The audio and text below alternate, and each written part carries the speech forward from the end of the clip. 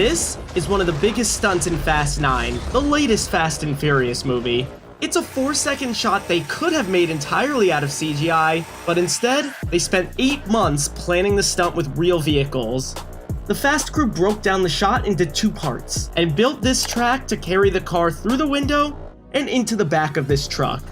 Then, they programmed 2 motion-controlled cameras to perfectly sync, and then stitched it all into one continuous shot. This was just one of many over-the-top stunts in F9, which were all done with as little CGI as possible. We see cars every day, so anytime you go to kind of a CG option, if you're just off by like a tiny bit, the brain knows it's not real. And spoilers ahead for F9. Car flips are a common stunt in the Fast franchise, but for F9, the production team needed to take this move a step further when Letty uses a magnetized car to latch onto an SUV during the film's climactic chase in Tbilisi, Georgia. Yeah, that's right. That's a car that attaches to another car and then flips, without CGI. To get this to work, the team had to reconfigure Letty's car so it could tow the second vehicle and then release it at the right moment. First, stunt coordinator Andy Gill and his team removed the trunk. Then they replaced it with a steel cage so the SUV's wheel would lock into place. To make it look like the SUV is being sucked into the trunk by a magnet, the crew built a ramp behind Letty's car so the SUV could easily hop onto it. A weighted overhead cable system then helped with the final backflip. When the SUV hit the end of the line, the cables yanked it backwards. Now that the crew could attach and flip one car from a moving vehicle, how about 2? That's what happens when Dom pulls 2 SUVs to his magnetized car before repelling them. One SUV survives its jump, the other SUV leaps in the air thanks to a hidden ramp built by the stunt team. And that SUV is destroyed when it hits this small car, followed by this parked van. And then that car was pinned down on a big steel plate in the ground, so it wasn't going to move. To stop the SUV's momentum, the van also needed a wall inside. I just had effects build a steel wall. If here's your car, right here at the firewall, all the way up to the roof, and put kickers back so you can't get through it. Then it blows through that second car and gets halfway through and hits that steel plate. And that's what turns it over. Cables just weren't enough for this stunt when a car is flipped over on its side. While this elaborate flip could have been completely CG, Gill found a way to do it practically. The key for this scene was something called a flipper. Basically, the car is placed on a giant pad with 2 hydraulic arms that extend and cause the pad to flip up, launching the car along with it. And that henchman you see here didn't actually get hit by this car. To flip the car without hurting anyone, they shot the scene twice. The first shot had the performer standing on the car, but there was no flip. In the second, they flipped the car from the same position, but with no actor. These 2 shots were then merged together in post-production. Magnet-charged stunts didn't just involve other cars. For this moment, it was all about kitchen appliances.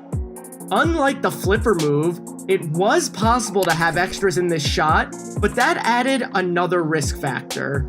Yeah, you don't want to be in front of one, I can tell you that. Before placing any extras, Gill used sandbags to see how safe each mark was. And location was everything.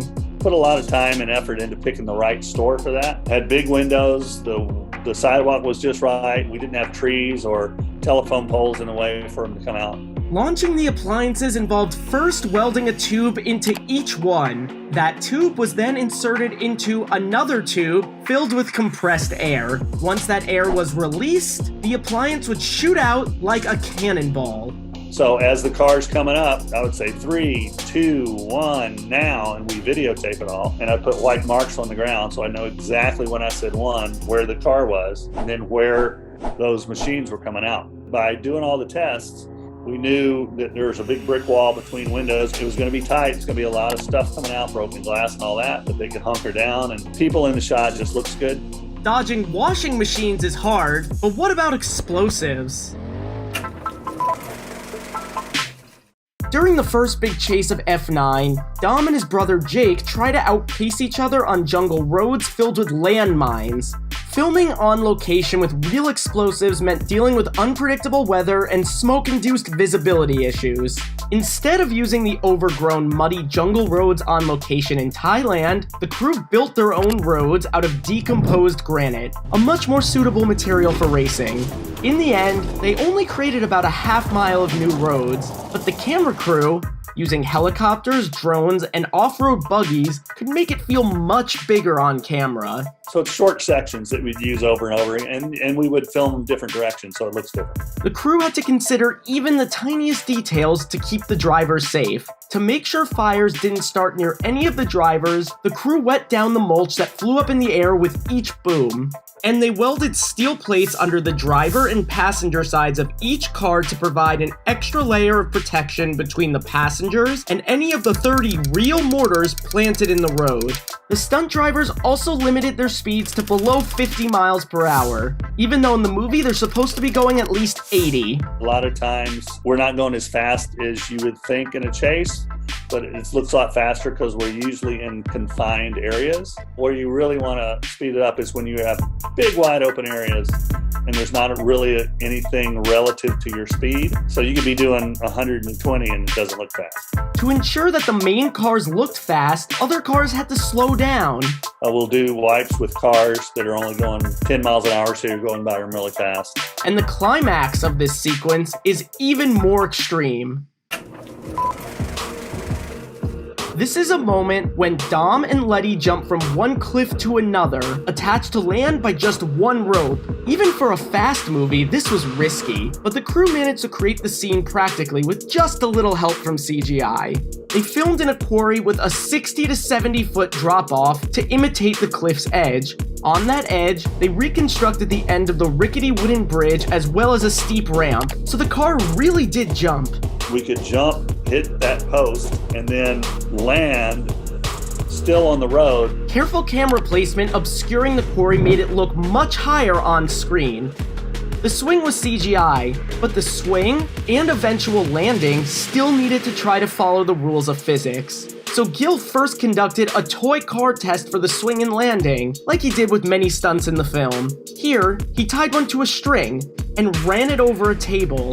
The toy car came off like that and fell really nicely for a while, and as soon as that caught, what happened, instead of just swinging like this, it snapped it around almost upside down this way and then back and around. For the landing, they used a real car rigged to complex cables strategically placed on the hood and around the back wheels.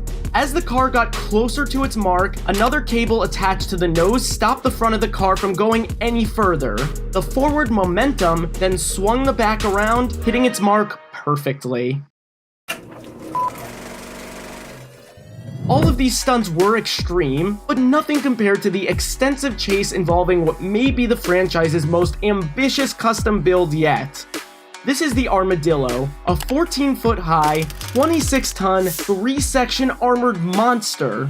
This beast of a vehicle had to navigate narrow streets while doing everything from driving on its back to sliding down a huge cliff. Between this and all the magnet stunts, it's no wonder the entire Tbilisi chase took nearly a year to bring to life. 4 of those months were dedicated to custom building 2 versions of the Armadillo, one for driving it like a normal truck, another for making it drivable when it's turned upside down. Those trucks are really, really heavy, as we found out. Instead of building new roads, they worked with what was already there, first by carefully selecting the run-up area. These are the portions of road where the cars in a sequence can gather speed before getting to the piece of road they're filming on. Because it was so massive, the Armadillo needed a lot of room to get up to speed, and it also needed a run-out area, or extra road after the shot ends, so nobody has to slam their brakes and kill the momentum. Even though the Armadillo was fast enough, Gil found that getting right up close to it could make it look even faster. Because the Armadillo is so heavily armored, the crew used all the tools they had in new and imaginative ways. For example, they could make a dent thanks to the flipper, which was just off camera launching cars over here. And the parked cars seen at these two angles were attached to cables on the ground that, when cut loose, could be pulled right into the armadillo's path. Because so many parts of these impressive feats were done in camera, every little detail needed to be laid out far in advance. But it's the experimentation and commitment to practical effects that make every flip and crash feel so visceral. That's what has always set this franchise apart from its humble beginnings. I think that when you do things practically, when two elements interact, like it almost like defies physics, because you can't mathematically predict it because there's so many variables. And there's something very visceral about that we connect to. I have my toy cars all the time, and Justin's eyes light up every time I walk in with them because he knows we're going to play.